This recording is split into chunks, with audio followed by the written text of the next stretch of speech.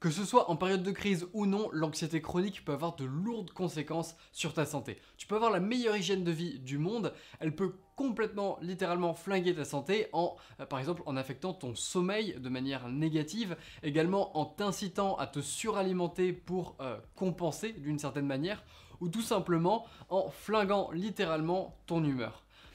Dans cette vidéo, je vais te donner 7 astuces qui vont pouvoir t'aider, 7 astuces totalement naturelles qui vont vraiment pouvoir t'aider à mieux gérer cette anxiété et la diminuer un maximum. Si tu es nouveau sur cette chaîne, salut, moi c'est Clément, je te parle de nutrition et d'hygiène de vie au service de ton énergie dans le but de maximiser ton impact, que ce soit dans tes projets professionnels ou personnels. Alors juste pour clarifier les choses avant d'aller dans le vif du sujet, c'est normal de ressentir de l'anxiété. L'anxiété fait partie de notre quotidien, ça fait partie de notre fonctionnement aussi, donc elle est normale, on va dire, et elle peut en soi être saine du moment qu'elle reste gérable.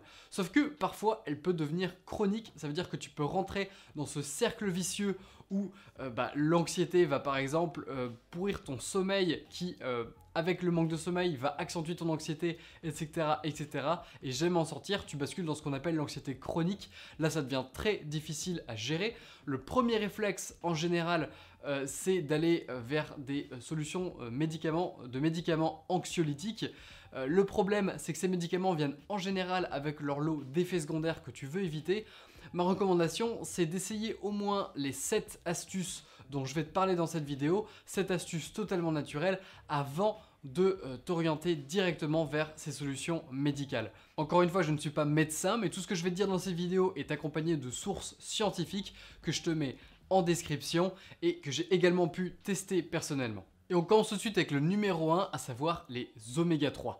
Je t'en ai déjà parlé dans ma vidéo dédiée aux oméga 3, 6, 9 et leur signification. Si tu l'as pas vu, je te mets une petite fiche à droite pour que tu puisses y jeter un œil. Dans la communauté scientifique, beaucoup émettent l'hypothèse que notre accès aux oméga 3 a été l'élément qui a permis à notre cerveau de se développer tel qu'il l'est aujourd'hui en fait, avec toute l'évolution qui a amené à l'apparition des Homo sapiens et du coup l'espèce qu'on est aujourd'hui avec notre cerveau dans l'état où il est aujourd'hui serait grâce à l'apparition des oméga 3 dans notre alimentation. Bien sûr, ça reste une hypothèse, mais qui est soutenue par beaucoup de scientifiques, et tu te doutes bien que si jamais l'oméga 3 a eu cette responsabilité dans le développement de notre cerveau, eh bien c'est que sa consommation aujourd'hui a vraiment un impact positif pour ton cerveau. Mais pas n'importe quel type d'oméga 3, je parle ici des oméga 3 EPA. Donc il y a 3 types d'oméga 3, les DHA, ALA et EPA. La différence entre ces types, une des différences en tout cas, c'est que les EPA et les DHA ne se trouvent seulement que dans la graisse animale, et notamment dans les poissons gras. Donc désolé si tu es végétarien ou vegan, mais tu ne peux pas obtenir ces types d'oméga 3 de sources végétales. Dans les sources végétales, c'est toujours des oméga 3 ALA. Et oui, le corps est capable de transformer des ALA en EPA ou DHA, mais pas de manière suffisamment efficace pour combler à tes besoins. Et donc, je vais te parler d'études qui te montrent pourquoi c'était utile, mais vraiment, si jamais tu souffres d'anxiété et que tu veux tenter une amélioration de tes ratios d'oméga 3, tu peux vouloir faire une exception et te supplémenter notamment avec de l'huile de poisson, l'huile de foie de morue par exemple, qui sont des super compléments d'oméga 3 EPA. Donc une première étude a montré que cette supplémentation en huile de poisson avec des oméga 3 EPA avait permis de réduire l'anxiété des personnes sur lesquelles c'était testé. Et donc dans les analyses sanguines, les personnes qui se complémentaient en oméga 3 EPA, on pouvait voir que l'augmentation des taux d'oméga 3 EPA dans leur corps allait de pair avec une diminution significative de l'anxiété. Aussi, un autre facteur dont je t'ai parlé auparavant, ce sont les ratios oméga 3, oméga 6, où tu veux te rapprocher un maximum du ratio 1 pour 1, ce qui est compliqué aujourd'hui, mais d'essayer d'optimiser vers un ratio d'au moins 3 pour 1 ou 4 pour 1, où tu manges 3 à 4 fois plus d'oméga 6 que d'oméga 3. Et ce ratio sain va permettre d'éviter l'inflammation de ton corps, ça a une réaction très anti-inflammatoire pour ton corps, et il a été montré que cette anti-inflammation permettait également une réduction significative de l'anxiété. Encore une fois, les meilleures sources d'oméga 3 sont les poissons gras, où tu peux également les retrouver en complément. Je te considère ceux de qualité pharmaceutique les autres sont pas toujours de très bonne qualité. En numéro 2, je vais te parler du magnésium. Une étude a montré que l'un des facteurs à risque de anxiété, on va dire, un des facteurs déterminant un certain niveau d'anxiété, était la carence en magnésium. Le magnésium, c'est un minéral essentiel au bon fonctionnement de beaucoup de procédés dans ton corps, et notamment la génération d'énergie ATP, qui est l'énergie dont a besoin ton corps, l'énergie qu'utilise ton corps. Et ta santé mentale ne fait pas exception. Une étude a montré que la supplémentation en magnésium allait de pair avec une réduction de l'anxiété subjective, donc de l'anxiété ressentie, qui est celle qui nous intéresse dans cette vidéo.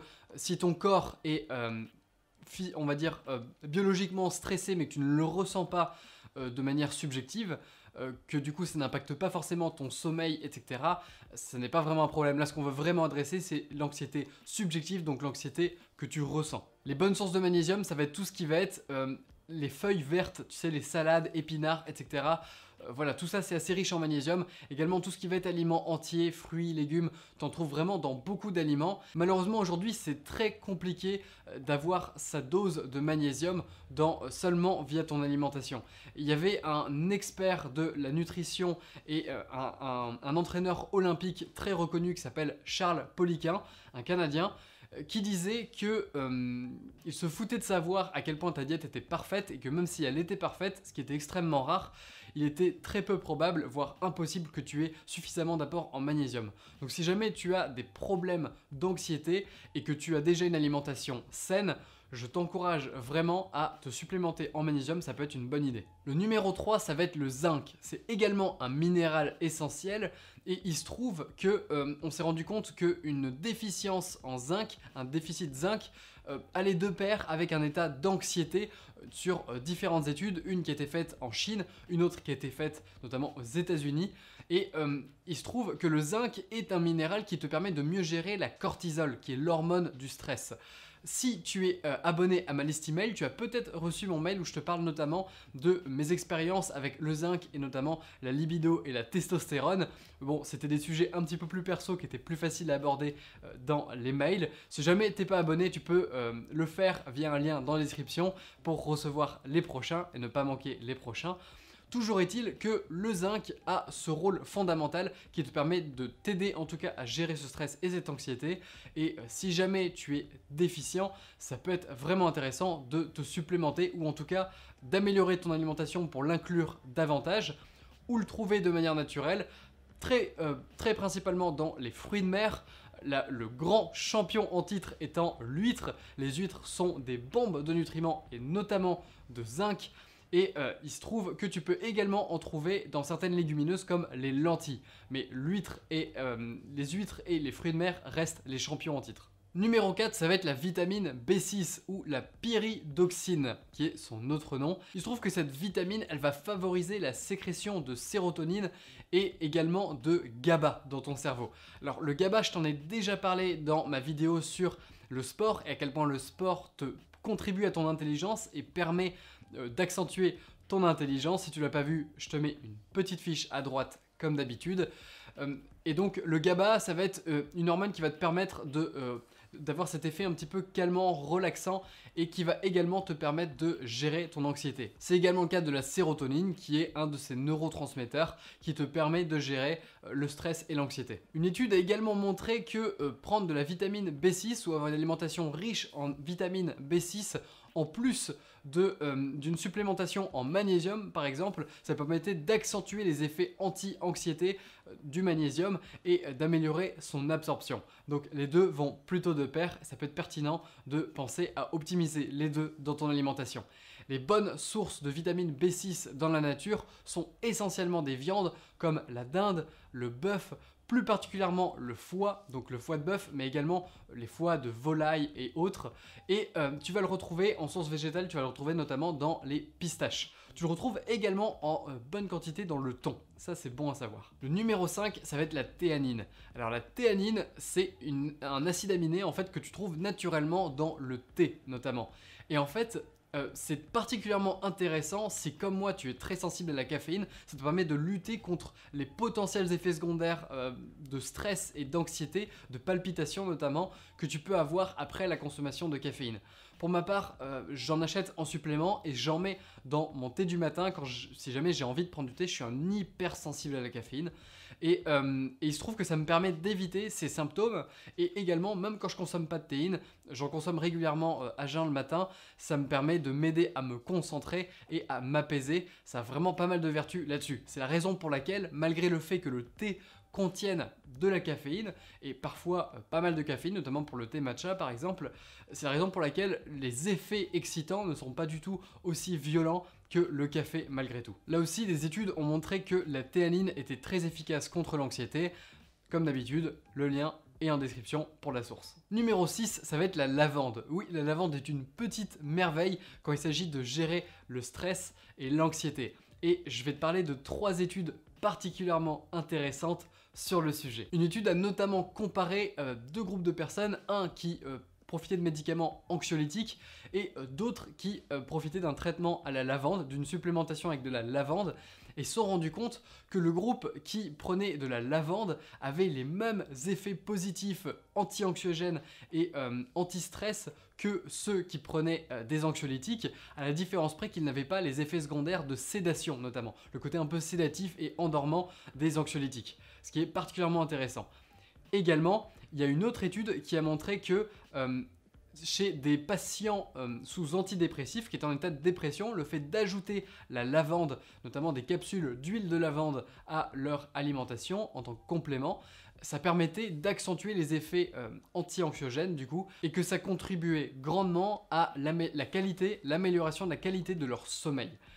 Également en parlant de sommeil, une autre étude a été faite carrément avec l'aromathérapie de la lavande, donc c'est-à-dire avec simplement les odeurs de lavande, notamment avec les huiles essentielles. Si jamais tu as un diffuseur d'huile chez toi qui te permet de diffuser de l'huile de lavande, moi j'utilise pas mal, il y a une étude qui a montré que chez des patients sous de fortes doses de stress et d'anxiété, notamment parce que c'était des patients atteints de cancer et qui étaient sous traitement de chimiothérapie, que ça leur permettait d'améliorer grandement leur sommeil et de diminuer grandement leur anxiété et du coup de beaucoup mieux tolérer cette situation et ce traitement lié à leur cancer. Pour ma part, j'ai un diffuseur d'huile essentielle que j'utilise notamment 30 minutes avant d'aller me coucher pour avoir une bonne odeur de lavande, c'est assez relaxant. Et j'utilise également parfois le matin pour ma petite séance de méditation, ce qui m'amène à la 7e astuce, et ça va être, du coup tu l'auras compris, la méditation. Et autre pratique, je vais parler également d'autres choses, mais il se trouve que la méditation, il a été prouvé qu'elle permettait de beaucoup mieux gérer les zones de ton cerveau qui étaient responsables du stress et de l'anxiété. Et pour la pratiquer régulièrement, il y a vraiment un effet assez radical anti-stress qui est vraiment bénéfique.